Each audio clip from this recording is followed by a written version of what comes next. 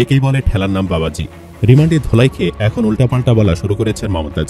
হত্যার দায় স্বীকার করে 164 ধারায় আদালতে জবানবন্দি দিয়েছেন বাংলাদেশের সঙ্গীত শিল্পী ও সংসদ সদস্য মমতাজ বেগম। ঢাকা মেট্রোপলিটন ম্যাজিস্ট্রেট মোহাম্মদ মিনহাজুর রহমানের আদালতে এই জবানবন্দি দেন। মিরপুরে সাগর হত্যা মামলায় সাবেক এমপি কণ্ঠশিল্পী মমতাজ বেগমকে ফাঁসির আদেশ দিয়েছেন আদালত। সকালে অতিরিক্ত জেলা ও দায়রা জজ আদালতের বিচারক নাসরিন জাহান এই রায় দেন। এই মুহূর্তে রিমান্ডে ফাটানো হচ্ছে হাসিনার দোসর 12 ভাতারি মমতাজ বেগমকে।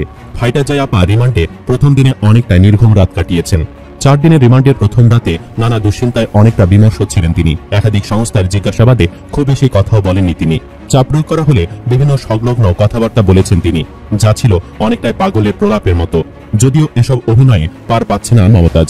মমতাজের দৃষ্টান্তমূলক শাস্তির দাবিতে বিক্ষোভ মিছিল ও মিষ্টি বিতরণ।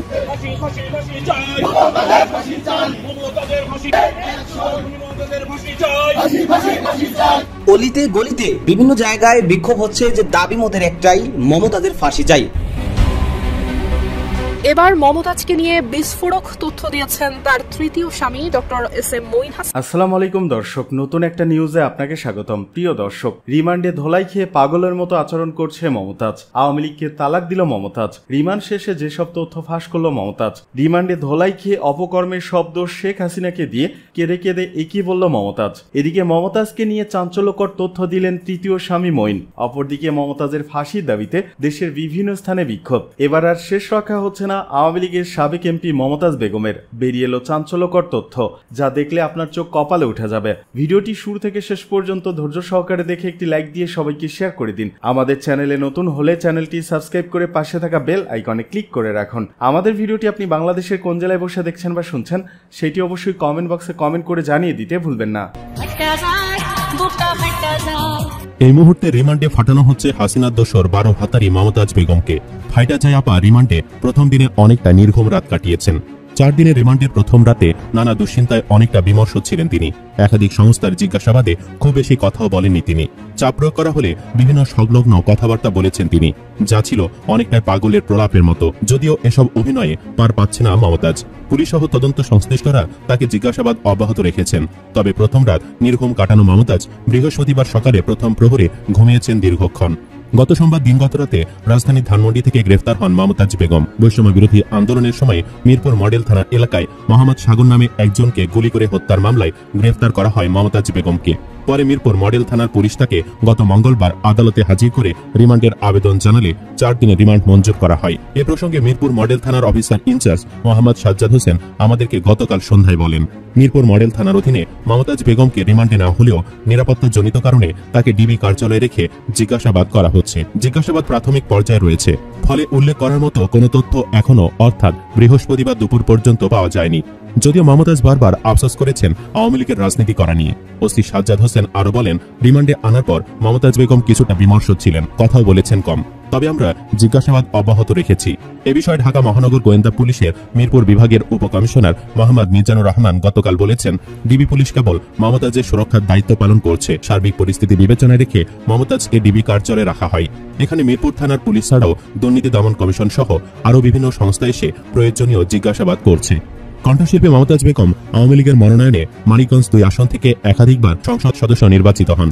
তবে 2024 সালের জাতীয় সংসদ নির্বাচনে ওই আসনে স্বতন্ত্র প্রার্থীর কাছে হেরে যান তিনি। তারপর থেকে তিনি অনেকটা আড়ালেই ছিলেন। মমতাজের রিমান্ড ও তদন্ত সংশ্লিষ্ট বিষয়ে মহানগর গোয়েন্দা বিভাগ ও থানার পুলিশের একাধিক কর্মকর্তার সঙ্গে কথা বলে জানা গেছে, রিমান্ডে নেওয়ার পর থেকে তিনি অনেকটা চুপচাপ থাকছেন। তার চোখে মুখে বিষণ্ণতার, দুশ্চিন্তার ছাপ। তদন্তকারীরা অনেক প্রশ্ন করলেও মাঝে মধ্যে খুব অল্প জবাব দিয়েছেন তিনি। ফলে মিরপুর মডেল থানার যে হত্যা মামলায় মমতাজ বেগমকে রিমান্ডে নেওয়া হয়েছে সে বিষয়ে প্রাথমিক পর্যায়ে তেমন কোনো বলার মতো তথ্য জানতে পারেনি তদন্ত সংশ্লিষ্টরা। তবে জিজ্ঞাসাবাদ অব্যাহত রাখার কথাও জানিয়েছেন তারা। গত বছরের 19 জুলাই মিরপুর 10 নম্বর গোলচত্বর এলাকায় বৈষম্য বিরোধী ছাত্র আন্দোলনে অংশ নেওয়া মোহাম্মদ সাগর নামে এক যুবক গুলিবিদ্ধ হয়েছিলেন।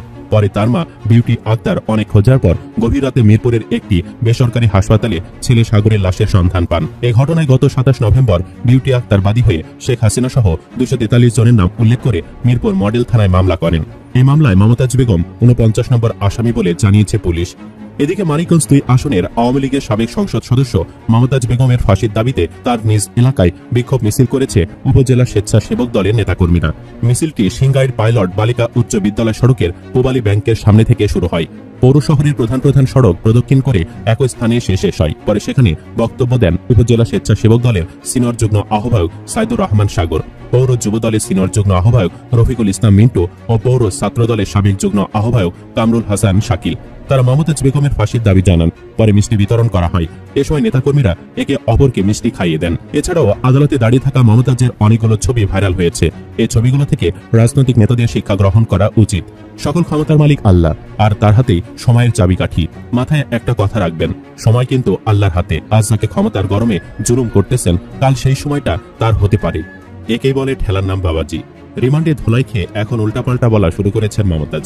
জুলাই আগস্টে আন্দোলন চলাকালে মিরপুর থানায় মোহাম্মদ সাগর হত্যায় দায়ের হওয়া মামলায় আওয়ামী লীগের সাবেক এমপি ও কণ্ঠশিল্পী মমতাজ বেগম 4 দিনের রিমান্ডে রয়েছেন। সেখানে প্রথম দিনের রিমান্ডে পুলিশকে অনেক গুরুত্বপূর্ণ তথ্য দিয়েছেন এই ফাইটার যায় নষ্টা শিল্পী খ্যাত সাবেক এমপি। পুলিশের একটি সূত্র জানিয়েছে, রিমান্ডে মমতাজ জানিয়েছেন তিনি আর কখনোই আওয়ামী লীগের রাজনীতি করবেন না। এমনকি ক্ষমতা থাকাকালীন মমতাজ যে বেপরোয়া হয়ে উঠেছিলেন, তার জন্য সাবেক প্রধানমন্ত্রী শেখ হাসিনাকে দোষছেন তিনি। রিমান্ডে মমতাজকে জিজ্ঞাসাবাদ করা হয়, সে তো আওয়ামী লীগের জন্য ফাঁসির দড়িতে ঝুলতে যাচ্ছে, কিন্তু দলের সিনিয়র নেতা ওবায়দুল কাদের থেকে শুরু করে শেখ হাসিনারা তো বিদেশে আরামাইশে রয়েছে, তাহলে আওয়ামী লীগ করে কি লাভ হলো তার? এ সময় আক্ষেপ করে মমতাজ জানান, যে দলের নেতারা কর্মীদের বিপদে ফেলে বিদেশে পালিয়ে যায়, সেই দলের রাজনীতি আর করবেন না তিনি। তাছাড়া আদালতে তোলার সময় সাধারণ মানুষের ধাওয়া খেয়েও চরম ভয় পেয়েছেন মমতাজ। তিনি ভেবেছিলেন গণধোলাই খেয়ে তিনি মারাই যাবেন, এজন্যই দৌড়ে গারদে ঢুকেছিলেন। এ সময় আওয়ামী লীগ করে ভুল করেছেন বলেও স্বীকার করেন সাবেক এই এমপি। বলে রাখা ভালো, রিমান্ড শুনানি ঘিরে ঢাকার চিফ মেট্রোপলিটন ম্যাজিস্ট্রেট আদালতে নাটকীয় দৃশ্যের অবতারণা সহ আইনজীবীদের মধ্যে বেশ হট্টগোলের সৃষ্টি হয়। শুনানিকালে রাষ্ট্রপক্ষের কৌশলী তার বক্তব্যে মমতাজের রাজনৈতিক সংশ্লিষ্টতা এবং বিতর্কিত মন্তব্যগুলো তুলে ধরেন। এদিকে রিমান্ড শুনানিতে মমতাজের আইনজীবীকে খুঁজতে বেগ পাওয়া নিয়ে এজলাসে আইনজীবীরা হাসি তামাশায় মেতে ওঠেন। উল্লেখ্য, সোমবার রাতে সঙ্গীত শিল্পী ও সাবেক এমপি মমতাজ বেগমকে ধানমন্ডি থেকে গ্রেফতারের তথ্য জানায় ঢাকা মহানগর পুলিশের গণমাধ্যম ও জনসংযোগ বিভাগের উপকমিশনার মোহাম্মদ তালিবুর রহমান। এদিকে মানিকগঞ্জ 2 আসনের সাবেক এমপি ও কণ্ঠশিল্পী মমতাজ বেগমের ফাঁসির দাবিতে বিক্ষোভ মিছিল করেছে সিংগাইর উপজেলা স্বেচ্ছাসেবক দল। একই সঙ্গে তার গ্রেফতারে খুশি হয়ে এলাকাবাসী মিষ্টি বিতরণ করেছে। বুধবার বিকেলে সিংগাইর উপজেলা স্বেচ্ছাসেবক দলের সিনিয়র যুগ্ম আহ্বায়ক সাইদুর রহমান সাগরের নেতৃত্বে বিক্ষোভ মিছিলটি বিএনপির উপজেলা কার্যালয়ের সামনে থেকে শুরু হয়ে উপজেলার বিভিন্ন গুরুত্বপূর্ণ সড়ক প্রদক্ষিণ করে। পরে পুনরায় কার্যালয়ের সামনে এসে সমাবেশের মাধ্যমে কর্মসূচি শেষ হয়। সমাবেশে বক্তারা মমতাজ বেগমকে খুনি ও চরিত্রহীন আখ্যা দিয়ে তার দৃষ্টান্তমূলক শাস্তির দাবি জানান। তারা বলেন, এই নারী যদি কোনোভাবে জামিনে মুক্তি পান, তাহলে আমরা রাজপথে তীব্র আন্দোলনে ঝাঁপিয়ে পড়ব। প্রসঙ্গত, একসময় জনপ্রিয় বাউল শিল্পী ও সাবেক এমপি মমতাজ বেগম। মানিকগঞ্জের সিংগাইর উপজেলার এক দরিদ্র পরিবারে জন্মগ্রহণ করা মমতাজ সঙ্গীত জগতে আসেন বাবার হাত ধরে। তার পিতা মধ্যবয়সী ছিলেন একজন বাউল শিল্পী।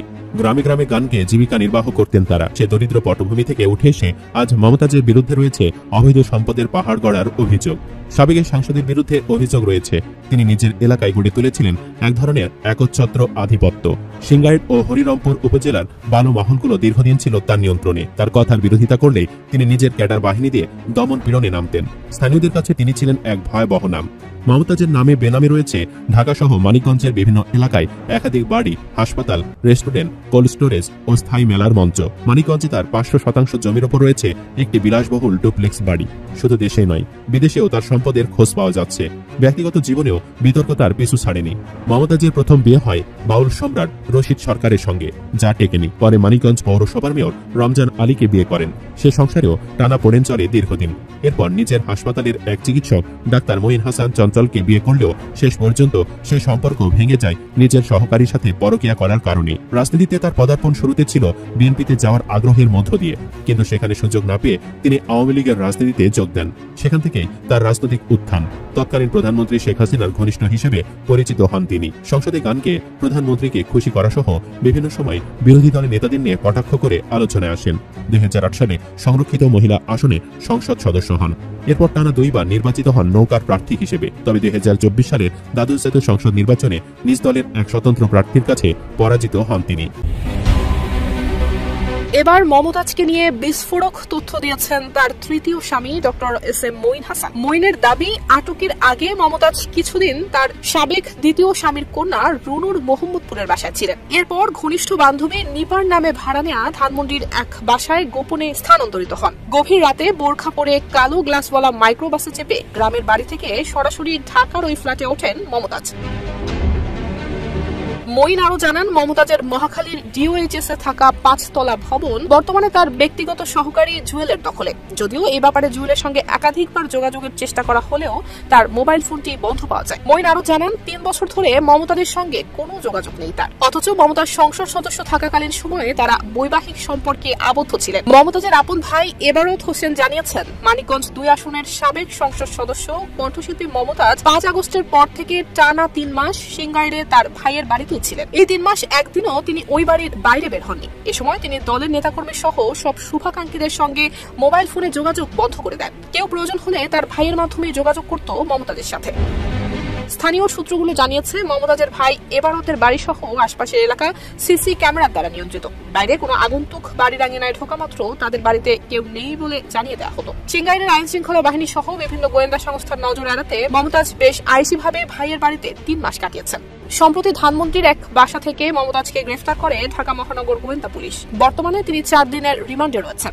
এদিকে দিল্লি ও কলকাতায় আসতে পারেন জয়, ভারতে আসতে পারেন শেখ হাসিনা পুত্র সজীব অজের জয়। খবরটি সত্য হলে হাসিনা নিজ দেশ ছেড়ে পালিয়ে যাওয়ার পরই এই প্রথম ছেলের সঙ্গে মার দেখা হতে চলেছে। আওয়ামী লীগের নির্বাসিত নেতারা জয়ের উক্ত সফরটি নিয়ে আশাবাদী উল্লেখ করে ভারতীয় সংবাদ মাধ্যম নিউজ 18 এ প্রকাশিত কমলিকা সেনগুপ্তের প্রতিবেদনে বলা হয়েছে, জয়ের সম্ভাব্য সফর এমন এক সময় হচ্ছে যখন কিনা বাংলাদেশে অন্তর্বর্তীকালীন সরকার আনুষ্ঠানিকভাবে আওয়ামী লীগকে নিষিদ্ধ করেছে। নিউজ 18 সঙ্গে কথা বলতে গিয়ে আওয়ামী লীগের জৈনক সাবেক মন্ত্রী বলেন, আমরা এই বিষয়ে খুবই আশাবাদী যে জয় শেখ হাসিনার সাথে দেখা করবেন এবং নির্বাসিত নেতাদের সাথেও কথা বলবেন। বাংলাদেশের স্বাধীনতা নেতা শেখ মুজিবুর রহমানের কন্যা শেখ হাসিনা 2024 সালের 5 আগস্ট দেশ ছেড়ে পালিয়ে যান এবং তারপর থেকে ভারতে নির্বাসিত জীবনযাপন করছেন। মন্তব্য করে প্রতিবেদনে জানানো হয়, তার ছেলে বেশ কয়েক বছর ধরে মায়ের সঙ্গে সরাসরি সাক্ষাৎ করেনি। অন্যদিকে প্রায় একই রকম খবর দিয়ে কলকাতা থেকে প্রকাশিত বর্তমান পত্রিকা জানিয়েছে, সম্প্রতি জয় মার্কিন নাগরিকত্ব পেয়েছেন।